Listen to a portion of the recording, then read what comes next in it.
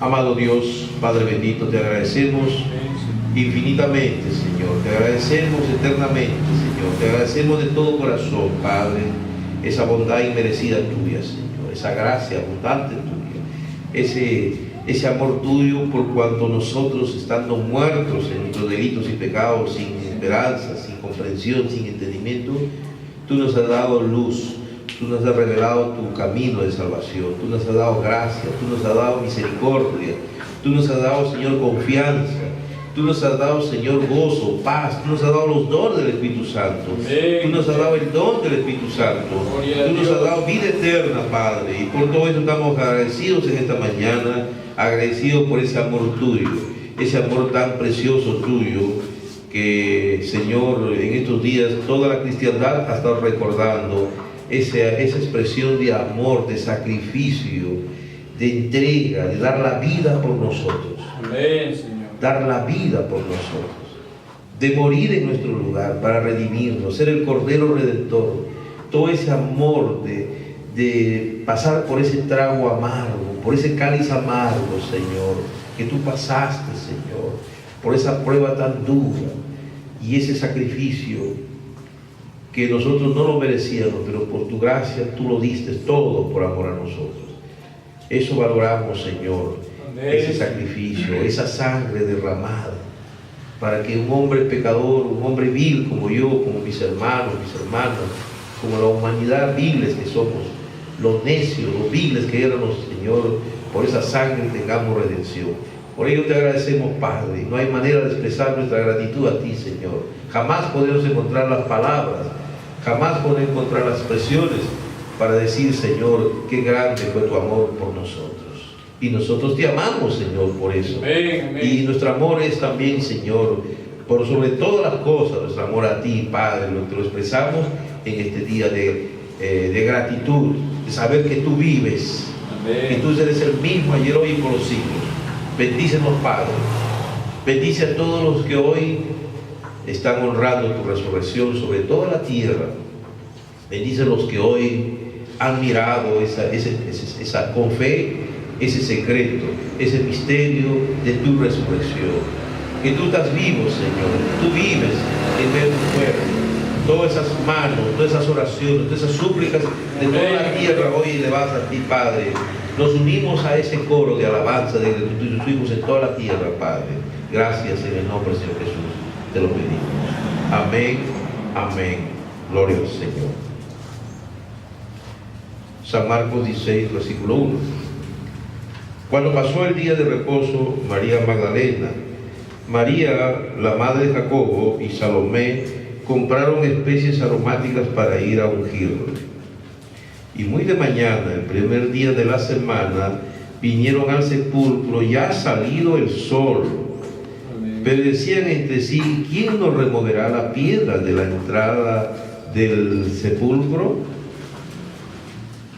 Pero cuando miraron, vieron removida la piedra, que era muy grande. Y cuando entraron en el sepulcro, vieron a un joven sentado al lado derecho, cubierto de una larga ropa blanca, y se espantaron. Mas él le dijo, no os asustéis, buscáis a Jesús Nazareno, el que fue crucificado, ha resucitado. Amén, amén. No está aquí. Mira el lugar donde le pusieron. Pero id y decid a sus discípulos y a Pedro que él va delante de vosotros a Galilea, ahí le veréis como os dijo. Y ellas se fueron huyendo del sepulcro, porque los había tomado temblor y espanto. Ni decían nada a nadie, porque tenían miedo. Habiendo pues resucitado Jesús por la mañana, el primer día de la semana, apareció primeramente a María Magdalena, de quien había echado 7 demonios. Yendo a ella, lo hizo saber a los que estaban con él, que estaban tristes y llorando. Ellos, cuando oyeron que vivía y que había sido visto por ella, no lo creyeron. Pues después apareció en otra forma a 2 de ellos que iban de camino yendo al campo. Ellos fueron y lo hicieron saber a otros y ni aún creyeron. Finalmente se apareció a los 11 mismos, estando ellos sentados a la mesa, y les reprochó su incredulidad y dureza de corazón, porque no habían creído a los que habían visto resucitado. Gloria al Señor. Que Dios bendiga su santa palabra. Amén. Pueden tomar asiento, hermanos. Vamos a tomar una meditación a la luz de la palabra profética de la hora, a la luz de la palabra prometida de la hora de Malaquías 4:5. Queremos tomar pues este tema en esta mañana sobre esa preciosa mañana de resurrección. Gloria a Dios. Estos días todos los cristianos han estado reflexionando lo que se llama la Semana Santa, ¿no? Para la gente espiritual, para la gente religiosa, es un tiempo de recogimiento, de meditación, pero no todos lo toman así, ¿no? Por eso un poco irónicamente dicen que para muchos es Semana Tranca, no Semana Santa, sino Semana Tranca. Muchos lo usan para tomar, beber, emborracharse, viajar, divertirse, distraerse, ¿no? Como el Estado les da feriado largo, entonces aprovecha y se va, y es un tiempo de que se va de paseo, de fiesta, de juerga, y entonces ya para ellos no es una Semana Santa, es una Semana Tranca, ¿no? Tomando el término la tranca, ¿no? En nuestro país, aquí en el Perú, cuando alguien se tira una borrachera, dice: te has tirado la tranca, tremenda tranca que te has metido, ¿no? En otros países se llama juerga. Muy bien, entonces dice semana de borrachera, semana tranca. Dios mío. Pero bueno, así es el mundo. Y bueno, la gente religiosa, bueno, algunos dicen: no, ese día hay que tener las puertas cerradas, no comprar, no vender nada. El día viernes di una vuelta por la ciudad, parecía un silencio total, ¿no? La gente recluida en sus casas, todo parecía un paro total, un paro absoluto, nada.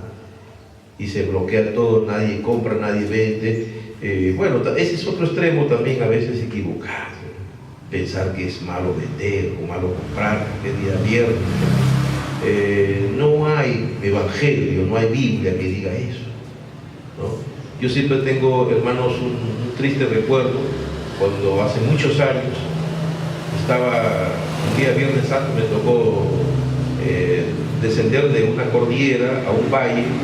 Llegué a un puerto aquí sobre el río Chichita, y les comparto a mucha gente lo que me pasó, que pasé al otro lado y era el mediodía, estaba de hambre, y había unos señores que estaban en su tienda guardando el Viernes Santo.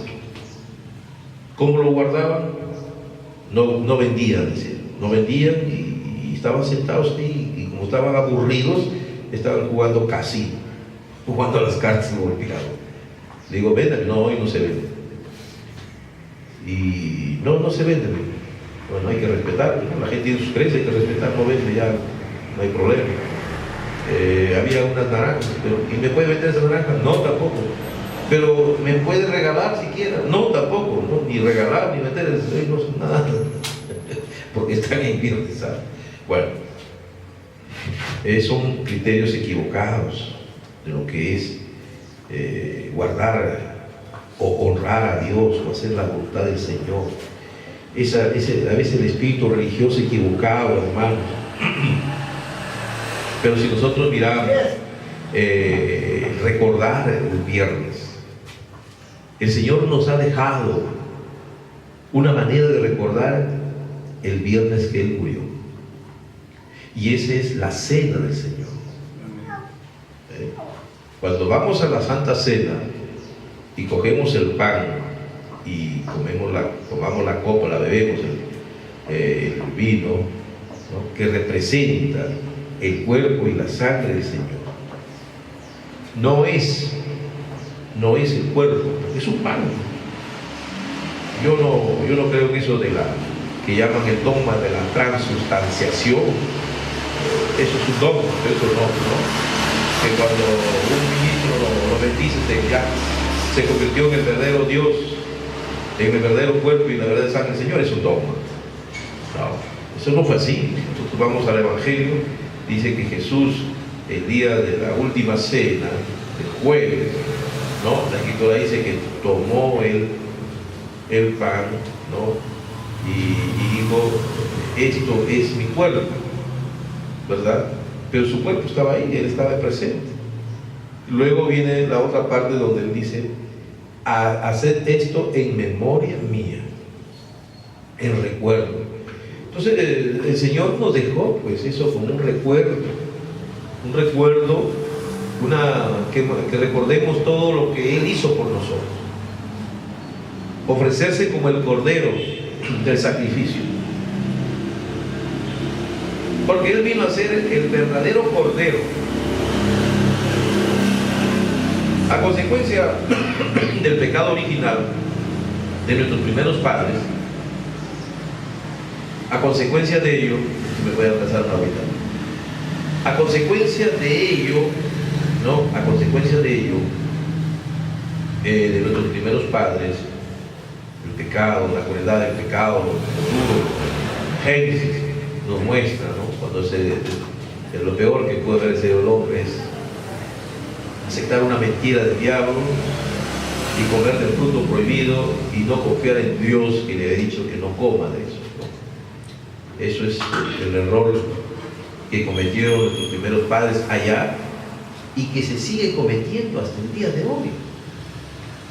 Se sigue cometiendo. ¿Por qué se sigue cometiendo? Porque siempre el pecado va a ser la incredulidad a Dios, a su palabra, a su promesa. No cambia la situación. Pero por cuanto el hombre pecó, murió. La muerte entró al hombre. Y el hombre se apartó de Dios, se convirtió, hubo una enemistad, se rompió la unión, la comunión entre Dios y el hombre. Dios, rico en misericordia, le proveyó una expiación por sus pecados, que eran los corderos.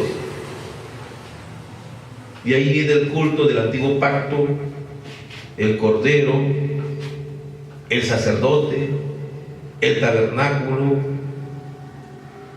los sacrificios de los corderos. Pero hay un detalle ahí, hermano, que es importante que eso lo tengamos claro. El cordero que se ofrecía cubría el pecado, no lo remitía, solamente lo cubría el pecado.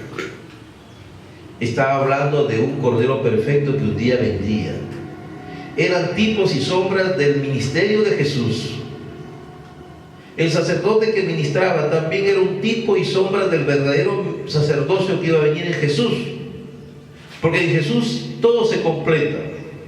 Jesús es nuestro sumo sacerdote, según la orden de Melquisedec, como nos dice el Evangelio en Hebreos, que está intercediendo hasta hoy, está en el lugar en el trono de misericordia de Dios en el cielo, intercediendo por nosotros.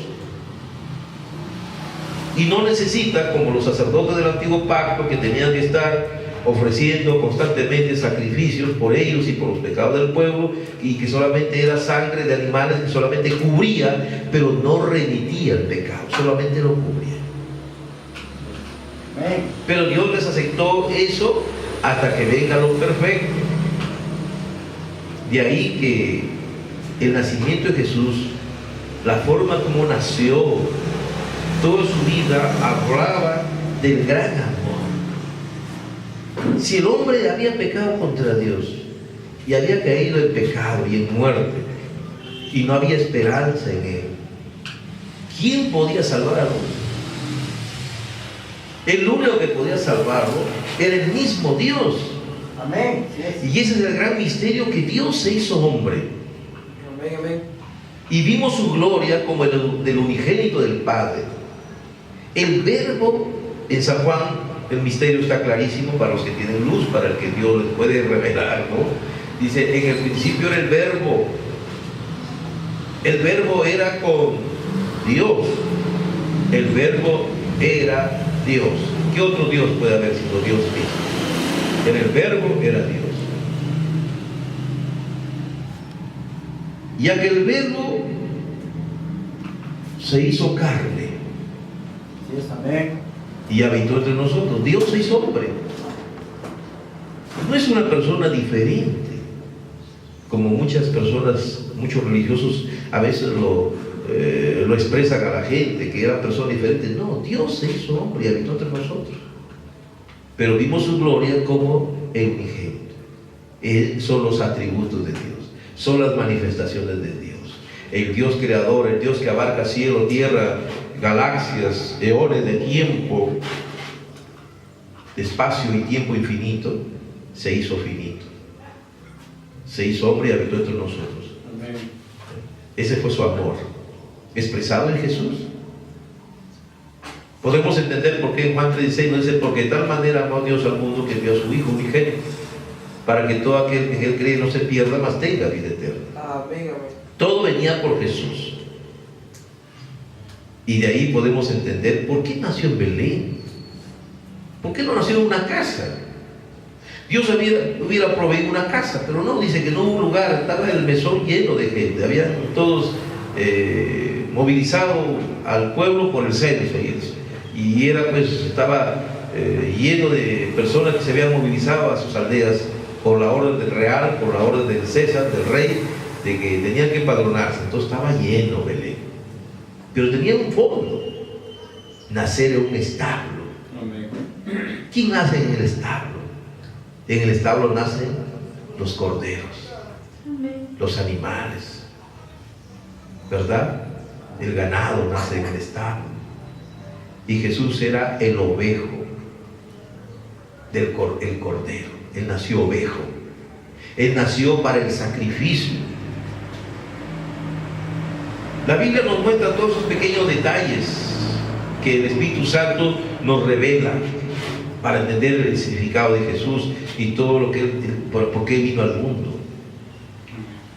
Los magos, a pesar que eran de otra religión, a pesar que eran persas, estos magos astrólogos del oriente de Persia, a pesar de que ellos eran de otra religión, pero ellos identificaron que la estrella que estaba en la profecía de Balaam, en la Santa Biblia, Amén. era la estrella de Jacob, del rey de los judíos. Ellos hicieron un viaje y ellos sabían la vida de ese príncipe, de ese rey. Ellos sabían su destino. Ellos habían leído Isaías 53. Ellos sabían que la escritura decía que como cordero fue llevado al matadero. Amén. Porque él fue el cordero del sacrificio perfecto. Eso es lo que hemos estado recordando seguramente la mayoría de los cristianos en toda la tierra, los que tenemos fe en el Señor, hemos estado recordando estos días el significado de ese sacrificio. Tan hermoso es ver todo el plan de Dios. Amén. Amén. Pero se necesita fe, se necesita revelación, Amén. se necesita ser predestinado para decir amén. Cualquiera no dice amén, porque amén significa así es. Amén, amén. Amén significa correcto, eso es lo correcto, así es, necesita revelación. Y es hermoso plan, mirar el plan de Dios. Esos magos sabían. Isaías 53, como cordero fue llevado al matadero, murió y después lo resucitó. Y entonces podemos entender por qué ellos lo obsequiaron incienso, oro, incienso y mirra. Oro porque era el rey de reyes, el señor de señores, el rey de los judíos. Por eso le obsequiaron oro. Incienso porque era el perfume grato de Dios. Amén. Y mirra por la amargura de una vida joven que iba a ser exprimida en el Calvario por amor a nosotros, como así pasó. Entonces podemos entender por qué el profeta Juan el Bautista, pudo decir, inspirado por el Espíritu Santo, cuando lo presentó al pueblo de Israel: he ahí el Cordero de Dios que quita el pecado del mundo. Gloria al Señor. Amén. Porque todo apuntaba a eso: Jesús, el Cordero inmolado. Por eso él dijo: es necesario que el Hijo del Hombre sea entregado, ¿no? Y esa declaración de lo que iba a suceder: el Hijo del Hombre va a ser entregado, va a hacer un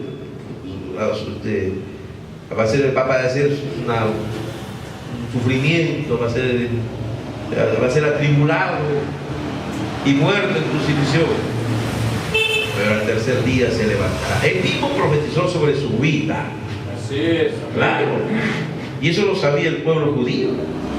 Los sacerdotes del templo habían oído eso. Él había anunciado su muerte. Porque Él vino a morir.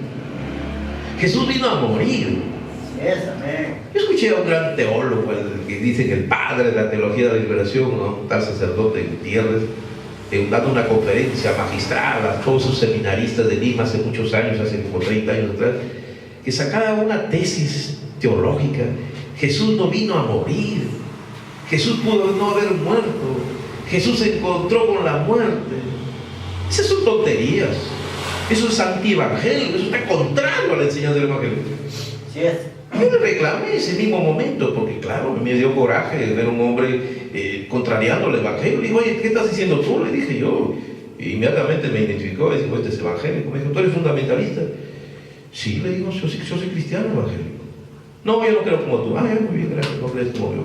Pero yo solamente veo una sola forma de creer lo que la palabra de Dios dice. Amén. Romanos 3:4 dice, sea la palabra de Dios verdadera y la palabra de todo hombre mentira. Teólogo, lo que sea, contrario a la palabra de Dios. Amén.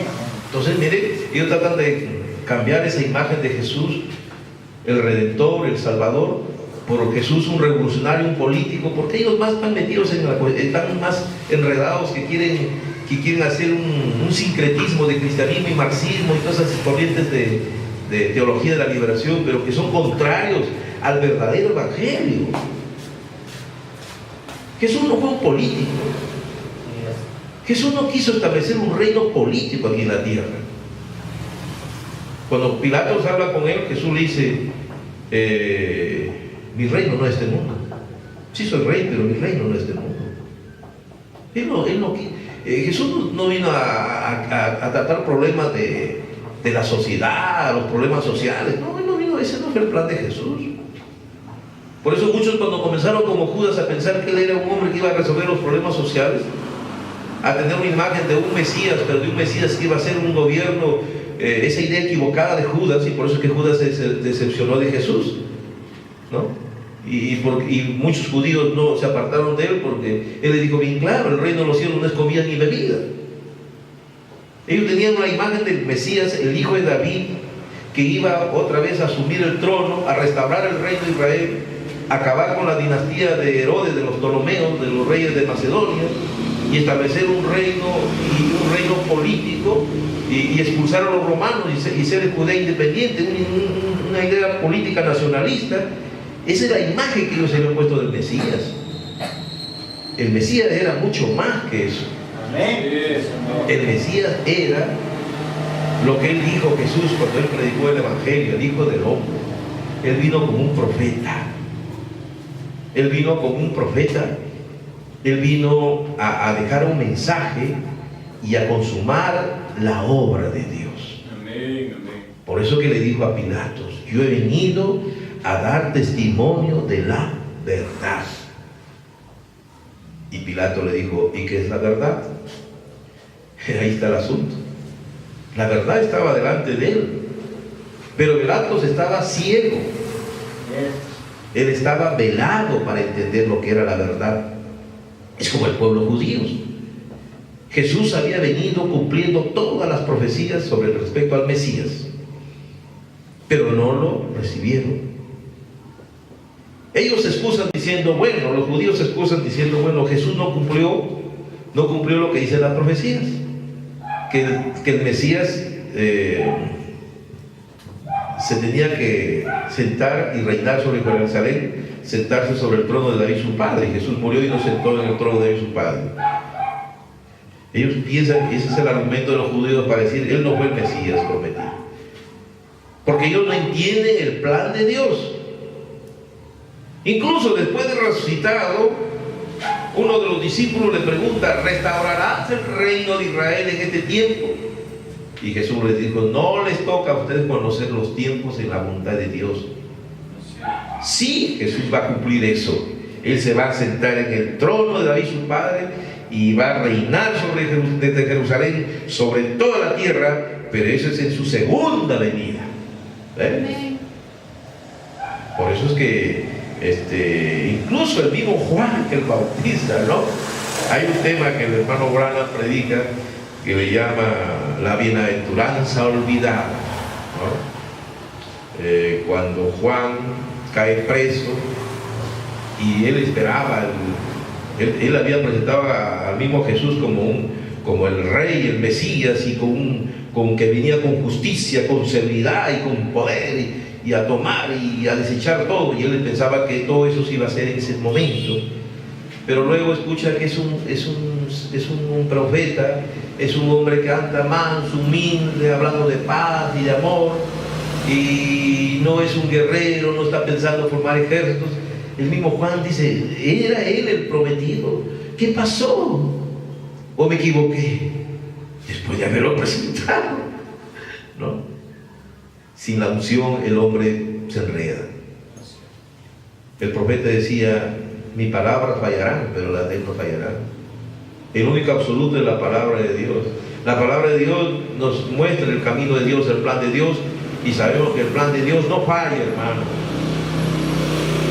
Por eso que Juan mismo dijo, mandó a sus discípulos a decir, ¿eres tú el Mesías que esperaron o es otro? Jesús dijo, no te preocupes, díganle a Juan, vean el avivamiento, vean lo que estoy haciendo, ¿no? Los cojos son sanados, se enderezan sus pies, los ciegos ven, todos los paralíticos son sanados. Estaba haciendo sanidad, trayendo bendición a la gente, porque la profecía hablaba de ello también, de que todo eso haría el Mesías. Dígale a Juan que todo marcha conforme al plan de Dios, y el reino de los cielos es predicado, que todo está bien, que no se preocupe. Gloria a Dios. Porque hay un plan de Dios y uno tiene que entrar en ese plan de Dios y entender el plan de Dios y el tiempo de Dios. Amén, amén. Porque si tú no entiendes el tiempo de Dios, entonces no vas a captar. La gente a veces admira a Dios y cuenta y ve la Biblia y todas las cosas que Dios hizo en el tiempo pasado, cuando creaba el mundo, cuando sacaba al pueblo de Egipto con poder, cuando las aguas del mar se abrieron y el pueblo de Israel salió, y ven los 10 mandamientos. Hay una película, ¿no? Hoy la ve todo el mundo, está en esa expectativa, qué cosas grandes hizo Dios. Mira el Apocalipsis, las cosas que está haciendo, lo va a hacer en el futuro, pero ignora muchas veces lo que está haciendo hoy presente. Hoy se está cumpliendo profecía. El pueblo de Israel no entendía que estaba cumpliendo profecía. El pueblo de Israel no entendía cuando se escuchaba que por la tierra de Zabulón, tierra de Neftalí, Galilea de los gentiles, la gente estaba escuchando el mensaje de Jesús, ¿no? Cuando él, ¿no? Él entró, dice, ¿no? La escritura dice, y entró allá al lugar donde él estaba, ¿no? Su tierra no se había criado. Por eso él dijo, nadie es profeta en su tierra, ¿no? Todos aman a sus profetas. Nazaret lo había visto, había escuchado la fama de él, pero no hizo ningún milagro ahí. Todos lo conocían desde la niñez y dicen, ¿qué va a hacer? Esto no es nadie. Más bien quisieron matarlo, dice la escritura, el evangelio, fueron, lo llevaron hasta una montaña para él, ¿no? Y él le dijo, el Espíritu de Dios está sobre mí. Me ha ungido Jehová, me ha enviado a proclamar el año agradable. Amén. El año agradable. Y eso es lo que Juan no había captado. Era el tiempo del cumplimiento de una parte. Él cumplió una parte, pero la otra parte no era para el tiempo de Jesús. Isaías 61 quedó cortado, porque dice, y él siguió hasta esa parte y no concluyó el texto. Hasta ahí leyó y dijo, hoy se ha cumplido esta parte. La otra parte decía la venganza, la justicia. Y eso es lo que Juan el Bautista había hablado, pero lo que Juan no entendía, que ese misterio, esa parte se va a cumplir en la segunda venida del Señor, cuando se sentará en el trono de David su padre como rey de reyes, cuando derrote al sistema del anticristo, cuando destruya a la bestia, al falso profeta, cuando tome prisionero al dragón y lo encadene 1000 años. Eso dice en Apocalipsis 20. Y va a reinar sobre la tierra en 1000 años. Ahí se cumple la segunda parte. Eso es lo que Judas no pudo ver, por eso lo traicionó. Dijo, oh, me he equivocado, mejor lo entrego. y lo traicionó por 30 monedas de plata. La gente mira todos esos detalles de la Escritura, pero él tenía que hacer, porque él vino a dar testimonio de la verdad. Era profecía cumpliéndose, y con palmas, y la gente decía: bendito el que viene en el nombre del Señor. Era una profecía que hablaba del rey entrando humilde, cabalgando en un pollino. Era la profecía, gloria al Señor. Amén. Que dicen que incluso le dijo antes de lo vio a sus discípulos: dile al maestro que lo des el burrito. Era un burrito que nadie lo había montado, y nadie lo había montado porque el burrito estaba todo enfermito, no podía ni moverse bien, había nacido defectuoso, y ahí estaba el burrito. Nadie lo consideraba. Amén. Pero Dios lo había preparado para él. Gloria a Dios. Y cuando llegó el momento, en el mismo instante en que se montó sobre el burrito, el animalito todo se le enderezó. Es un hermoso asno, gloria al Señor, un hermoso pollino. Hermano, las profecías del Señor, todo camina en el plan de Dios, un plan perfecto.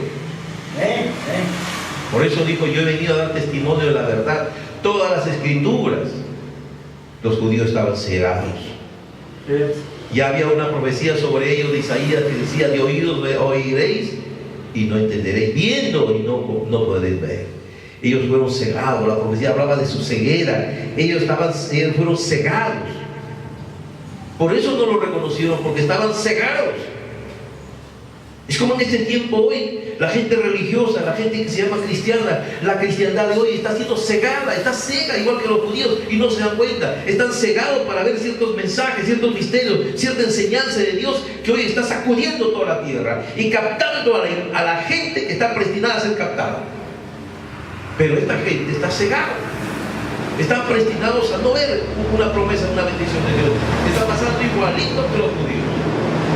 Ellos fueron cegados por sus tradiciones, por sus costumbres, porque se dejaron llevar por sus maestros que decían: no le escuchen, no le sigan, no lo oigan, no le hablen, y eso mismo que pasó, que está pasando en este tiempo, hermanos. Fueron cegados. Cegados, hermanos. La Escritura dice que fueron cegados.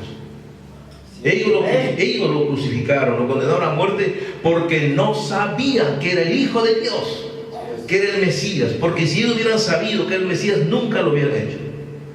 En Mateo capítulo 13, Jesús dice lo que le estoy hablando a usted.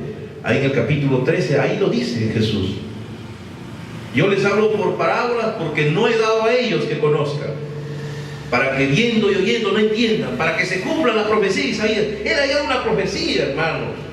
Amén. Por eso ellos lo crucificaron, porque ellos, ¿qué si Israel hubiera reconocido que Jesús era el Mesías y lo hubieran aceptado?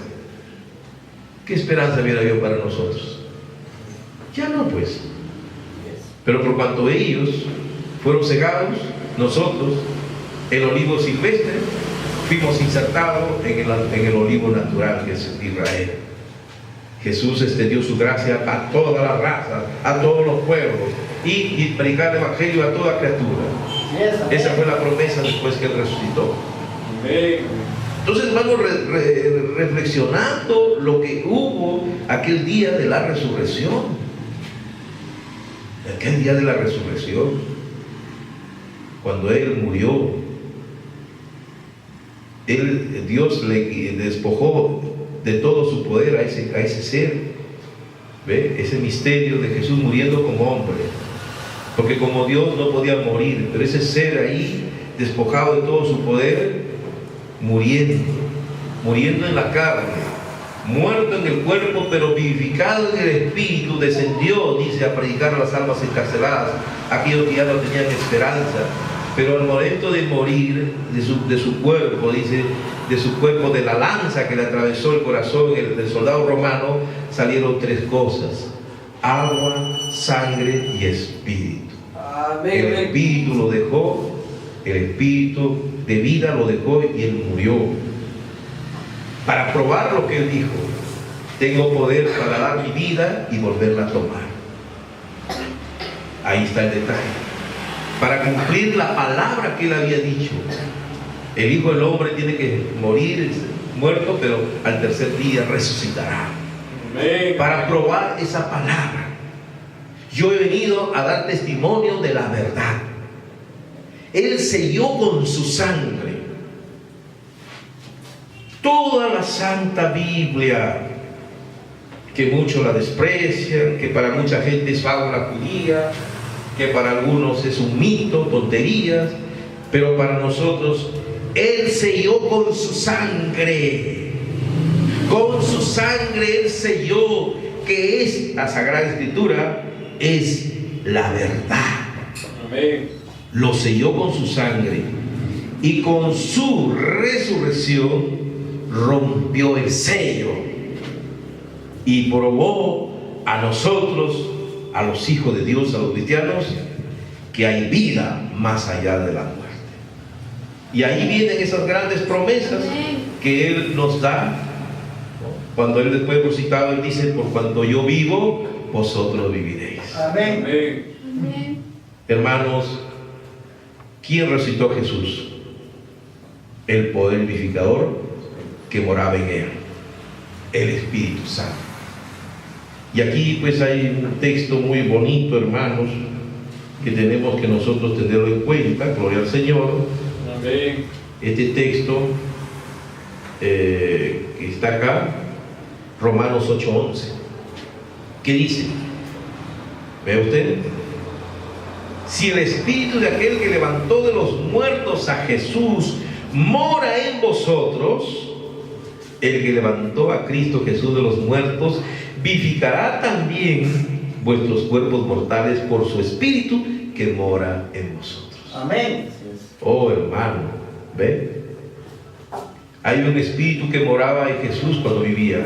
Es el Espíritu Santo, el Espíritu de Dios. Amén. ¿Ve? Ahora, ese Espíritu, cuando Él resucitó, dijo: yo he resucitado solamente para mí. No, yo he resucitado para mostrarles que hay vida más allá de la muerte, y esa bendición es para todos ustedes, para todos aquellos Amén. que tengan el Espíritu vivificador, el Espíritu Santo. Ahora, si usted no tiene el Espíritu Santo, se aburre en un culto, se duerme de cansancio porque más ocupa su tiempo en cosas quizás que no tienen tanta importancia y no puede gozarse un ratito con la palabra. Ahí está el problema, ¿verdad? Amén. Amén. Entonces, si el Espíritu vivificador que moraba en Jesús mora en ti, tú también, tu cuerpo será vivificado. Amén. Amén. No importa, hermanos, cómo mueras, te quemen, te descuarticen, Correcto. te incineren, te tiren al fondo de un mar, un día volverá a la vida. Amén. Amén. Él vino a probar eso. Así es. Y nosotros los creyentes, los hijos de Dios, los cristianos, creemos eso. Amén. Que para Dios no hay límite, no hay imposible, hay una resurrección. Ya está viendo hoy una resurrección. Hay una resurrección de la muerte espiritual. Hay gente que está en muertos en vida. Solamente vive en religiones que son morgues, como la morgue. Dice que cuando los cadáveres aparecen, se accidentan por ahí, el Estado tiene un lugar, una oficina, un almacén donde depositan todos los cadáveres, ¿verdad? Se llama la morgue. La morgue. Ahí se van todos los cadáveres que mueren de distinta manera. Pero hay gente que está como en morgues, iglesias muertas, iglesias frías, iglesias tibias, iglesias como morgues, porque no tienen la vida del Espíritu Santo. Una iglesia sin el Espíritu Santo es una morgue, Amén. porque la promesa es esa, del Espíritu Santo. Amén. Amén. Esa promesa está en el Evangelio. Si usted es un hijo de Dios y coge la palabra de Dios, ahí le encuentra en el Evangelio cuando Juan el Bautista dijo: yo os bautizo en agua. Muy bien, eso está bien, el bautismo en agua. Es parte de la promesa, es parte de la obediencia a la palabra. Pero hay alguien que viene detrás de mí, más poderoso que yo. Él nos bautizará con Espíritu Santo y fuego. Amén. La promesa del Espíritu Santo estaba ahí en el Evangelio. Pero esa promesa del Espíritu Santo no podía ser dada mientras Jesús no resucite, no cumpla todo su ministerio, no cumpla el plan de Dios. Pero después de que ya Él cumple el plan de Dios, entonces Él prometió que iba a enviar el Espíritu Santo. Por eso, después de resucitado, Jesús le dijo a sus discípulos que vayan a Jerusalén y esperen en el aposento alto hasta que sean ungidos con la promesa del Padre. No le dijo cuándo, sino que esperen ahí. Así que tuvieron que estar en espera, en oración, en confianza, en fe. Y cuando llegó el momento, vino sobre ellos ese poder vivificador. Y eso los convirtió en hombres nuevos. Amén. Ese mismo Espíritu que moraba en Jesús vino a ellos. Todo lo que era Dios se derramó en Cristo. En Él moraba la plenitud de Dios corporalmente, dice la Escritura en Colosenses. En Él moraba la plenitud de Dios. Y esa plenitud de Dios vino a morar al cuerpo de creyentes. Todos fueron llenos del Espíritu Santo. Y la columna de fuego estuvo con ellos. El poder de Dios. El Cristo en forma de columna de fuego estaba en ellos. Cristo en forma del Espíritu Santo, como les había prometido. Era la promesa.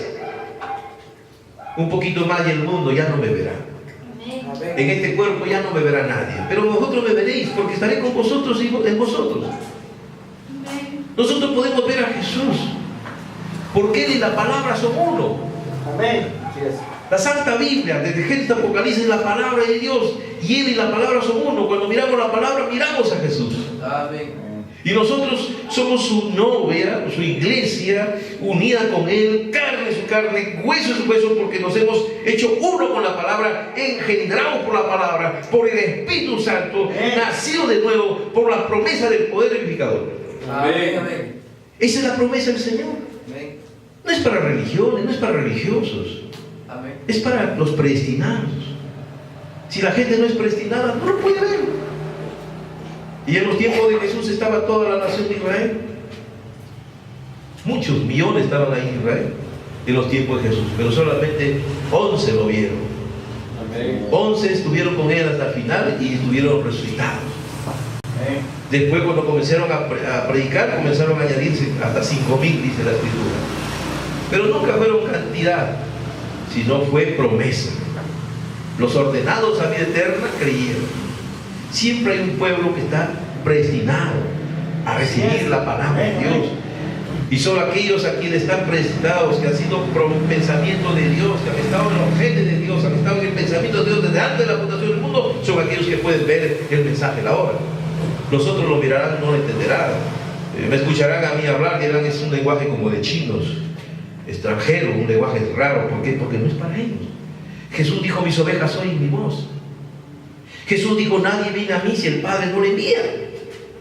Si usted está aquí hoy, en este día, y usted puede decir amén a este mensaje, y se identifica este mensaje, es porque hay algo de Dios en usted. Dios está lidiando con usted porque usted captó la promesa del Espíritu Santo. Amén. Amén. Por eso que hoy vemos cuántas personas, millones de personas que no pueden captar esta promesa de Dios. El poder vivificador. Cuando vino el Espíritu Santo, después que ellos estuvieron resucitados, ¿verdad, hermanos? Cuando vino el Espíritu Santo, ellos fueron y muchos judíos dijeron, esto es algo sobrenatural. Efectivamente, esta es una demostración de algo sobrenatural. Como esta gente galileos analfabetos pueden estar hablando en distintos idiomas, en distintas lenguas. Eso dicen ellos 4 en distintos idiomas y todos los entendemos y hablan las maravillas de Dios. Esto no puede ser de hombre, esto es de Dios. ¿Qué haremos, hermanos, para ser salvos y para tener este poder de ustedes, este don de Dios, este poder vivificador? Pedro les dijo, en Hechos 2, 38, 39 les dijo, arrepentíos y bauticen cada uno de vosotros en el nombre del Señor Jesucristo para perdón de los pecados. Y pensar que hay millones que no están bautizados así. Millones que por causa de dogmas y credos están bautizados por siglos de siglos en los títulos de Dios. Títulos de Dios. No tenemos nada contra los títulos de Dios, son sagrados. Los títulos de Dios son Padre, Hijo y Espíritu Santo, pero no hay el nombre. A pesar que en Hechos 4:12 dice bien claro, porque no hay otro nombre debajo del cielo a los hombres de que podamos ser salvos, sino en Jesús. Es muy triste ver a las personas, hermanos, que no captan el plan de Dios. Por eso es que miramos este mundo de hoy.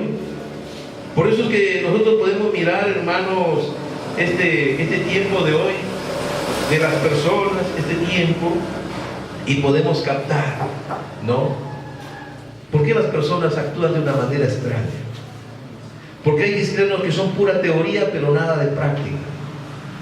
Porque hay cristianos que son pura mecánica pero no tienen nada de la dinámica.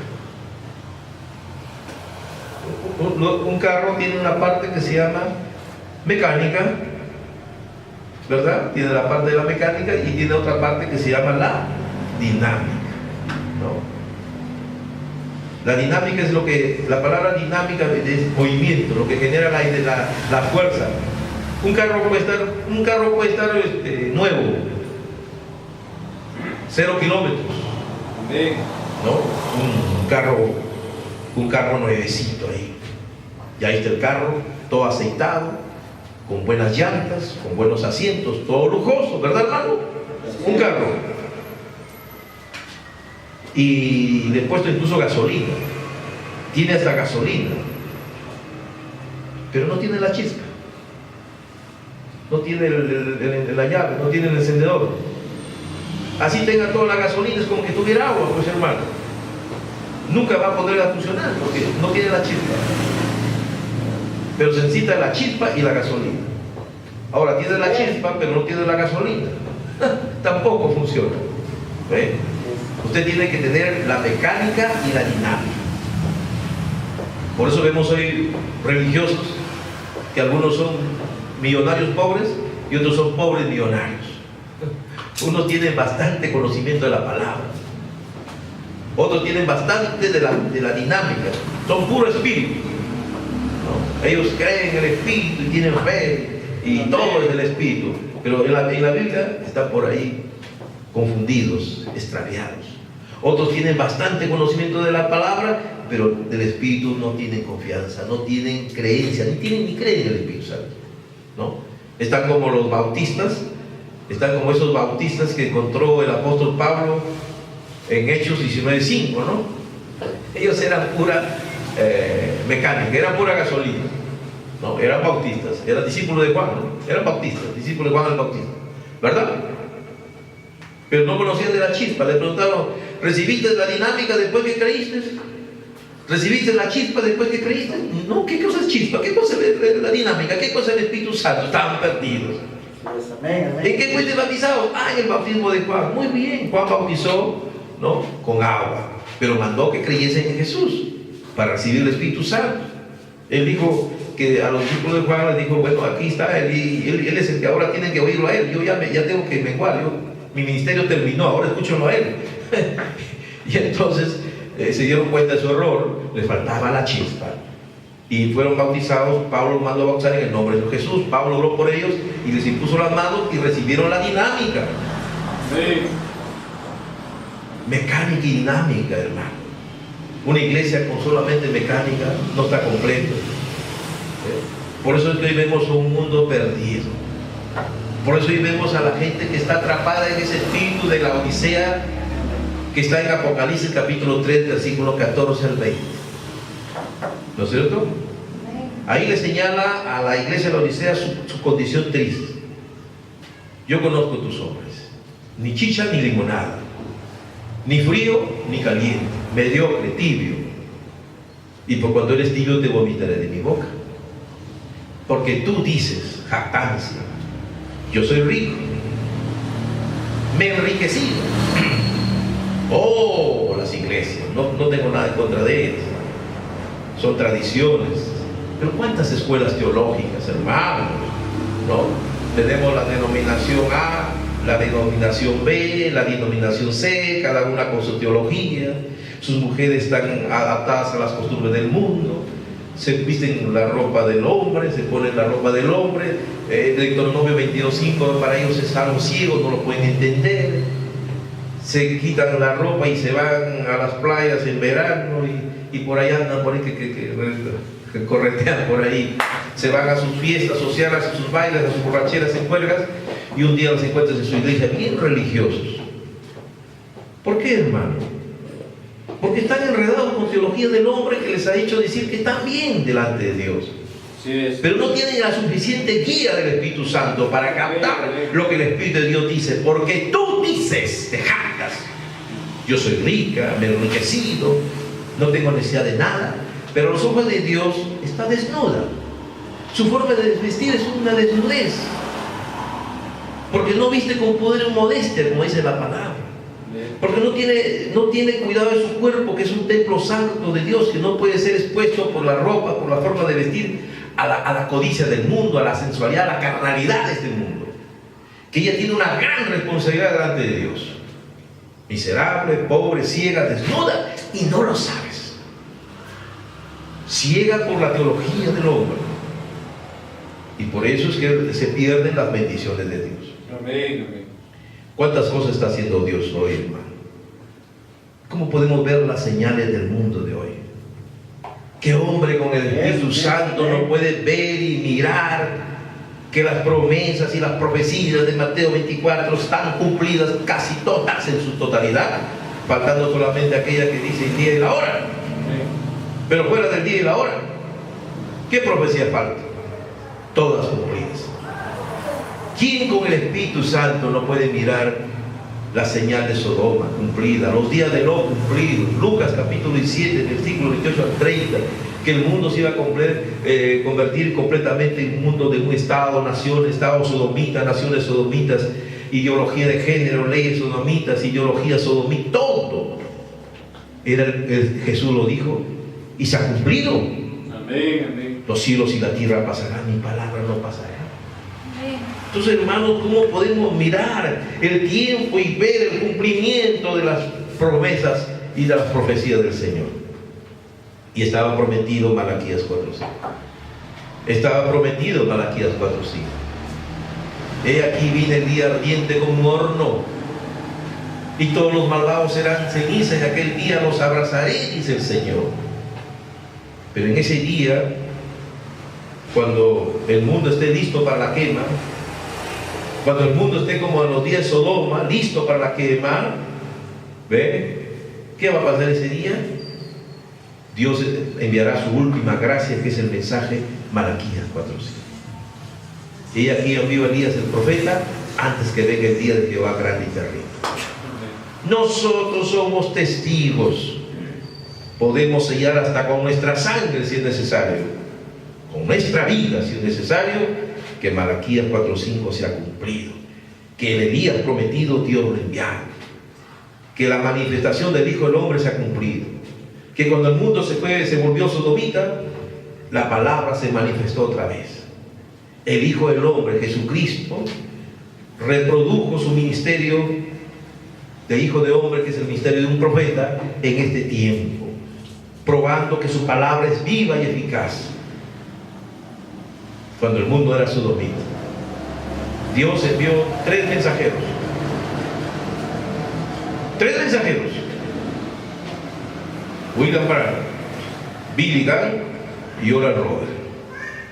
Uno para sacar el pueblo de la novia del arrebatamiento, la novia elegida. 2 para predicarle a la iglesia en Sodoma, a la Virgen fatua, a esa que anda conviviendo con el mundo en costumbres y tantas cosas, aquella que no puede entender este plan de Dios. Hay 2 mensajes. Hay 2 mensajes.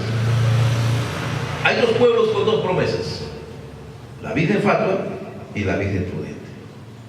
La Virgen fatua para prepararse para el arrebatamiento, ¿verdad? La Virgen prudente, para prepararse para el arrebatamiento. ¿Y la Virgen fatua para qué, hermanos? Para la gran tribulación. Entonces hay 2 pueblos con promesa: la Virgen prudente y la Virgen fatua. Solamente quedan 3 grupos en este tiempo ya: la novia, la Virgen fatua, que están en sus iglesias, en sus denominaciones por millones, que rechazan este mensaje, lo persiguen, lo atacan, lo combaten en su ceguedad, lo combaten de la misma manera que los judíos combatían a Jesús, de la misma manera.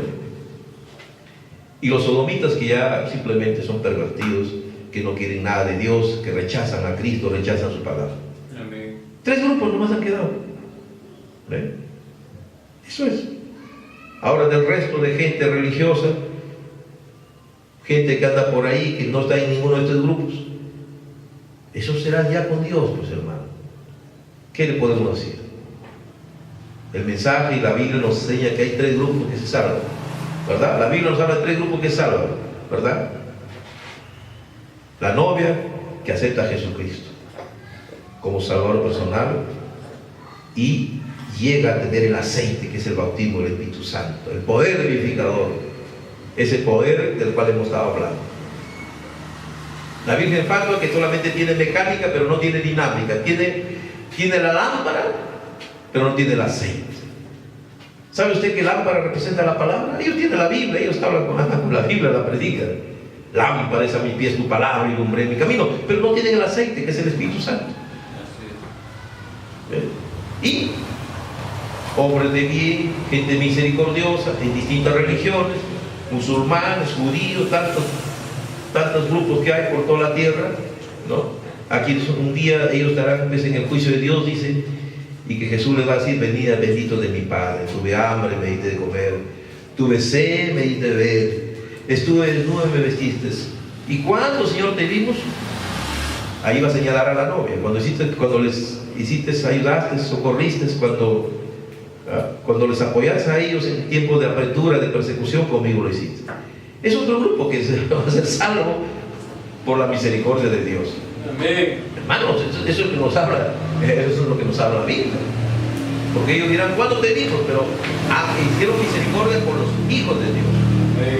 Les va a pasar lo mismo que pasó con Rahab la ramera, ¿no? ¿Por qué alcanzó ella misericordia, Rahab la ramera? Si era una gentil, una pagana, adoradora de dioses falsos. ¿Por qué alcanzó misericordia de ella? Porque tuvo misericordia de los espías, los escondió. Eso nos habla el mensaje, hermano. Así es. Ahora, hay un mensaje de gracia. La gente está ignorando que hay un mensaje de gracia. Pero ha venido de la misma manera que vino Jesús. Jesús vino en medio de una situación de duda, desconfianza, de mala fama. ¿De Nazaret puede salir algo bueno? ¿De Nazaret puede salir algo bueno? No, jamás. Es un pueblo de mala fama. Jesús, dicen que su mamá fue seducida por un soldado romano y que José se hizo le ocultó el pecado. Así hablaba de Jesús, con sospecha. Los judíos le dijeron a Jesús: nosotros no somos hijos de fornicación. Se había encargado del servicio de inteligencia de los judíos de averiguar todo. Vayan a Nazaret, averiguar. Y comenzaron los chismosos a contar: sí, así fue. Ni siquiera tiene. Mira, ese espíritu hasta hoy viene. Te tiran la mala fama. Entonces, todas esas cosas se meten. Igual fue el nacimiento del hermano William Branham, ¿no? Un hombre pobre, humilde, nació el mensajero de Dios, que Dios no lo quiso ser profeta, Dios lo llamó para ser profeta. Así es. Él no es mi profeta, él es profeta de Dios. Él es profeta a los pueblos, profeta a las naciones, profeta a quien le crea y a quien no le crea, profeta para quien le reciba y no le reciba. Este mensaje de Dios para todas las naciones, para todos los pueblos, para el que lo acepte y para el que lo rechace. Pero no va a tener excusa la gente. Así es. Porque este es el mensaje de gracia. Amén. ¿Ve? Es el plan del Señor. Amén. Dios le está dando la oportunidad a la gente en este tiempo. Yo envío a mi profeta. Yo envío a Elías antes que venga el día de Jehová grande y terrible. Él va a predicar un evangelio de poder, de gracia. Él me va a presentar a mí. Él va a mostrar que yo soy el mismo ayer, hoy y por los siglos. El profeta tenía comisión presentarlo a Jesús, el mismo ayer, hoy y por los siglos. El mismo ayer, hoy y por los siglos. Amén. Y probar. Y eso hizo Dios. Dios probó su poder. Así es. Que la palabra es viva y eficaz. Porque se vio los milagros, la resurrección de muertos, los ciegos, los paralíticos, las personas con cáncer. Demostró que la palabra es viva y eficaz. Amén. Y confirmó todas las promesas de Dios. Pero no solamente eso, sino lo que la palabra de Dios decía que tenía que hacer el último ángel. El séptimo ángel de la edad de la Odisea tenía que predicar los misterios de Dios. Así es, amén. En los días de la voz del séptimo ángel, el misterio de Dios sería consumado. Dios lo llevó al hermano Branham, le mostró vindicaciones sobrenaturales, la nube sobrenatural que apareció el 17 de mayo de 1963, ¿no? El rostro de Cristo, en una nube inmensa, sobrenatural, que hasta ahora es un misterio para la ciencia, y le dijo, predica los 7 sellos. Y los sellos, los misterios de la Biblia y del libro Apocalipsis, todos los misterios fueron revelados. De tal manera que para que la Biblia... Y entonces, hermanos, el plan de Dios camina. Así es. Nos acercamos a la consumación de todo. Y lo que uno tiene que hacer en este tiempo, hermano, tener cuidado. Tengamos cuidado. Amén. Satanás estará buscando desanimarnos. Satanás estará buscando resfriarnos, que nos acostumbremos a ser tibios como los de la Odisea. Pero nosotros no estamos llamados a ser tibios, sino calientes. Ser fuego del Espíritu Santo. Llenados del poder del Espíritu Santo. Esa es la promesa, hermanos. Por eso la Escritura dice que si el Espíritu de Jesús, si aquel que levantó de los muertos a Jesús mora en nosotros, si el Espíritu de aquel que levantó de los muertos a Jesús mora en vosotros, el que levantó a Cristo Jesús de los muertos vivificará también nuestros cuerpos mortales por su Espíritu. Amén. Si yo estoy aquí con ustedes predicándoles más de 30 años, si yo estoy estudiando la palabra de Dios cerca de que casi toda mi vida, cerca de 40 años estudiando la palabra de Dios, y no tengo el Espíritu Santo, de nada me sirve.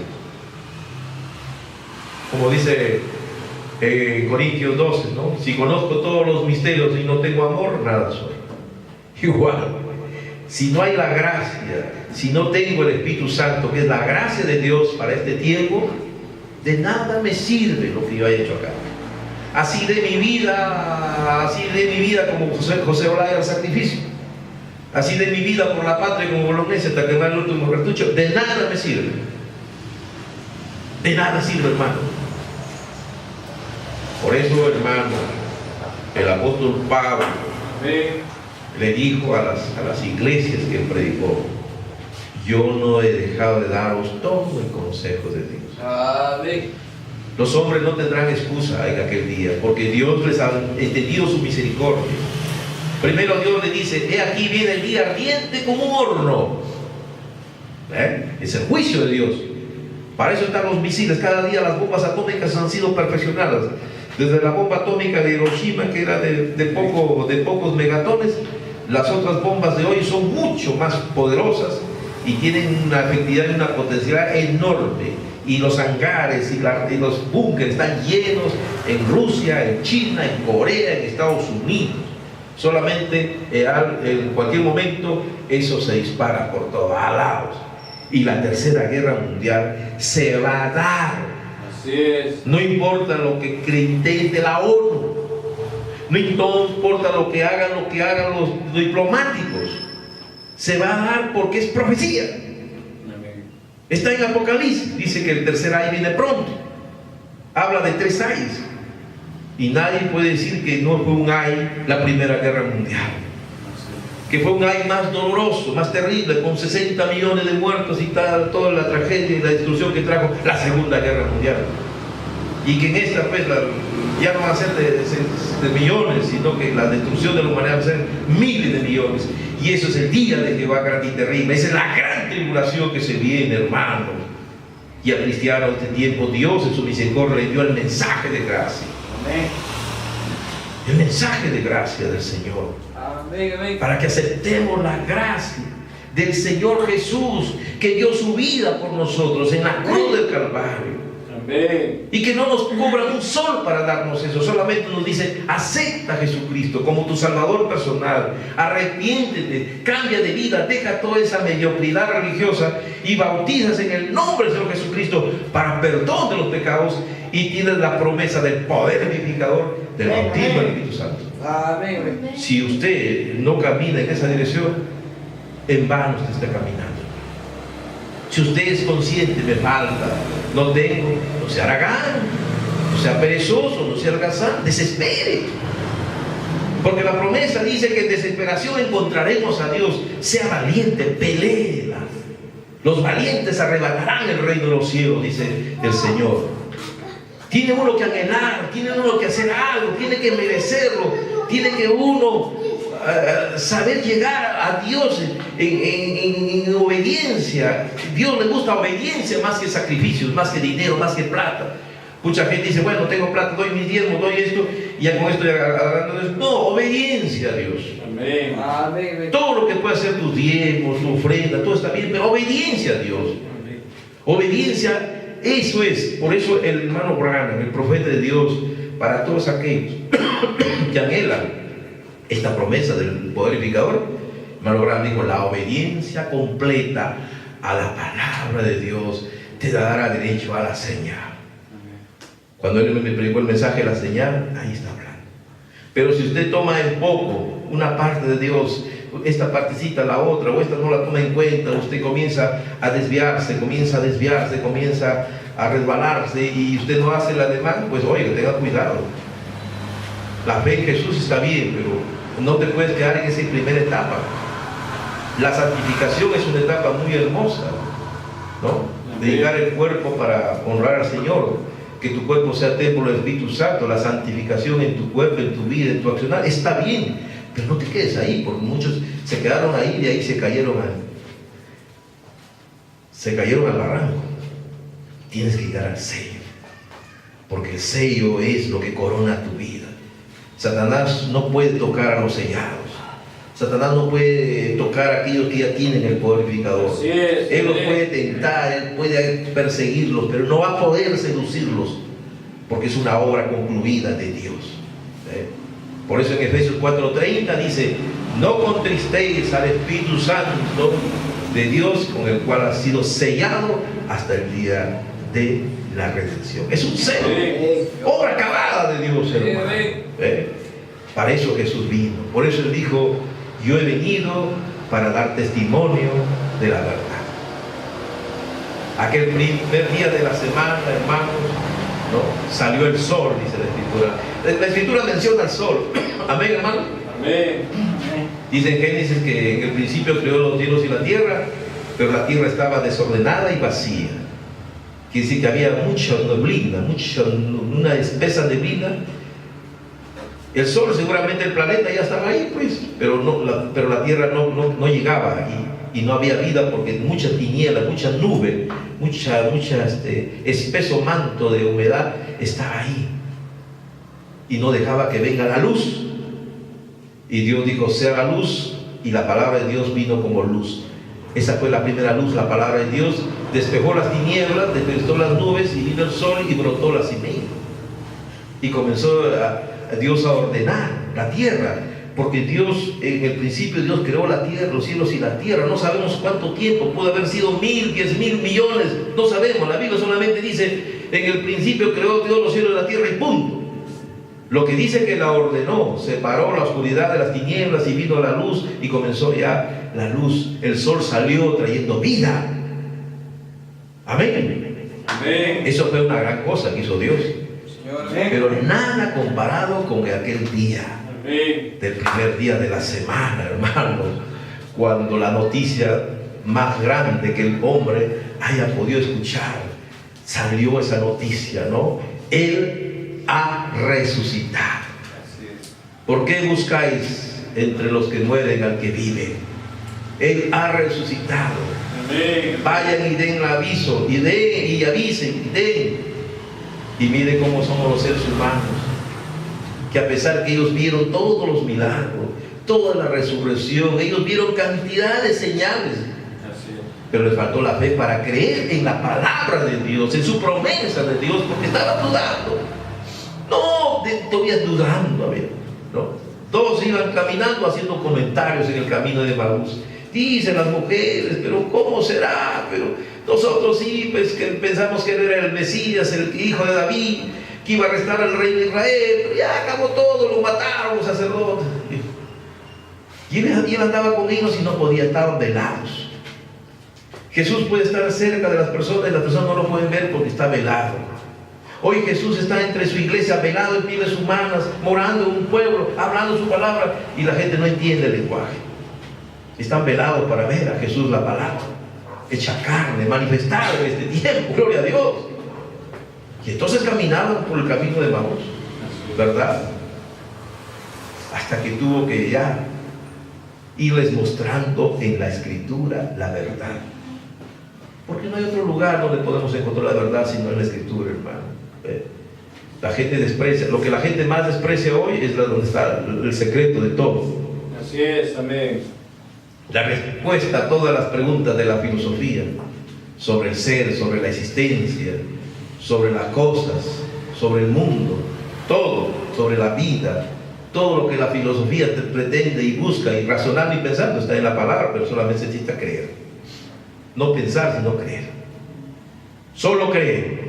Amén. Solo cree. Todo es posible al que cree.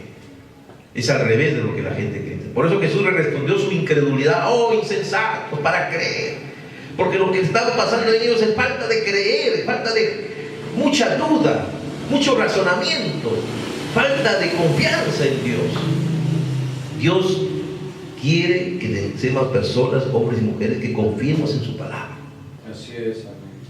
Él dijo, los cielos y la tierra pasarán, y palabra no pasará. El pecado terrible del más grande de todas las iglesias, de la mayoría de las organizaciones religiosas del mundo, es la incredulidad a la palabra de Dios. Es el pecado. Y por ese pecado van a morir. Muerte espiritual va a venir a estas iglesias. Y por eso es que estas iglesias están entrando en toda clase de apostasía. Miren, todas las grandes iglesias del mundo, de Europa, están entrando en apostasía, en incredulidad, en apostasía. Jesús dijo a los judíos, si no creéis, en vuestros pecados moriréis. Amén. Y esa palabra le da a cobrar a la gente de hoy, porque ese es el pecado. Van a ser condenados, dice, por no creer en Jesús. Y Él es la palabra. Por no creer en la palabra, el mundo entrará a juicio. Por eso vienen los juicios de Dios. Por la incredulidad que hay en el mundo. Ese es el punto, hermano. Gloria al Señor. El hermano Branham dijo, no todos los hombres recibirán a Cristo. No, solamente lo recibirán aquellos que son polvo de la tierra, alrededor de los cuales está la vida predestinada de Dios. Esos son los que vienen a edificar. Hay personas que ya Dios ni pierde tiempo, porque son incrédulos. Dios lidia con aquellos que están predestinados a creer. La Biblia habla de predestinación. La Biblia nos habla de la predestinación. Por eso que no todos creen.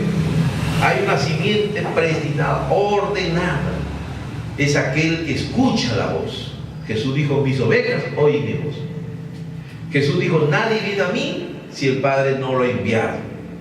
Y Amén. ninguno de los que mi Padre me ha dado se perderá, sino el Hijo de perdición.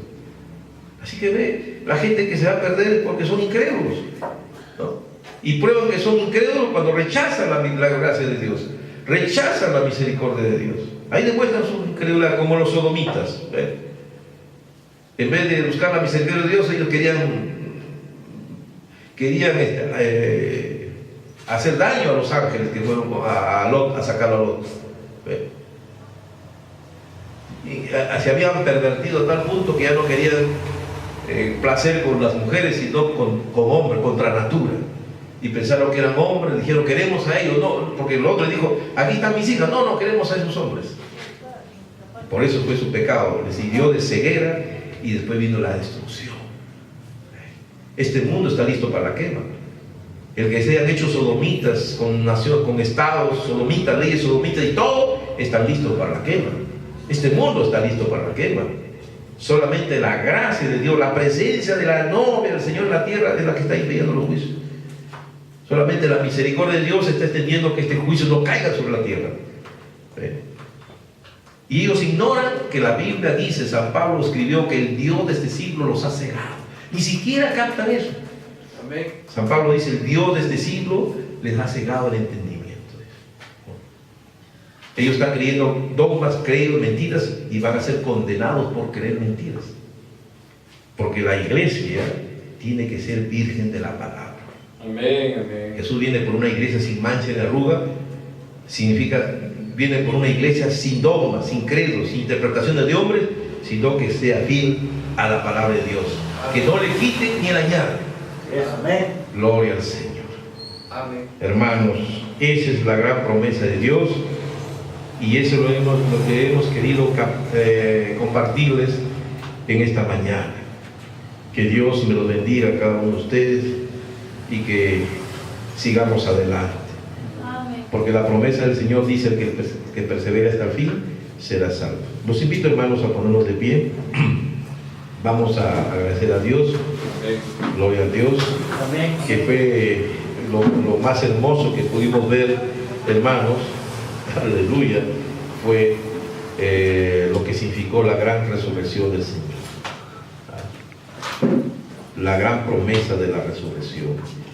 Que Jesús no resucitó solamente para Él, sino que ese poder que lo resucitó a Jesús está prometido que vendrá a nosotros, morará en nosotros y vivificará nuestros cuerpos mortales. No importa, miren cuántos hombres han muerto por las edades de los tiempos de los apóstoles, pero ellos se fueron a descansar las tumbas con ese poder vivificador. ¿Qué cosas están esperando nomás? Lo que dice la promesa en Corintios y en Tesalonicenses, la trompeta de Dios, ¿no? Primera Tesalonicenses dice, porque el mismo Señor con voz de mando, con voz de aclamación, con voz de arcángel, descenderá del cielo, los muertos en Cristo resucitarán. Y los que estén vivos, porque muchos van a estar vivos, su cuerpo será transformado en un abrir de ojos. San Pablo también nos dice eso en Corintios 15, dice, no todos van a morir, sino que algunos, aunque no mueren, pero sus cuerpos serán transformados. Así que, hermano, mire, sea que el hombre se vaya a la tumba, sea que esté vivo cuando venga la suena de la trompeta final, vamos a estar todos juntos con el Señor. Y ese es el gozo y esa es la alegría que nosotros tenemos. Que aunque nosotros somos infieles, porque lo somos, Él permanece fiel, como dice en Filipenses, Él no se contradice. Gloria a Dios. Amén. Amado Dios, Padre Celestial. Amén, Señor. Te agradecemos, Señor, tu gracia y tu misericordia para todos aquellos que creen en tu palabra. Gracias, Señor. Amamos tu venida, proclamamos tu resurrección. Amén. Y esperamos, Señor, mirando hacia los cielos, tu promesa de tu segunda venida y el arrebatamiento de tu iglesia. Gracias, Señor. Bendice a todos mis hermanos y a aquellos que escucharán este mensaje a través, Señor, de las redes. Gracias en el nombre de Jesús. Te lo pedimos. Gloria a Dios. Amén. Amén.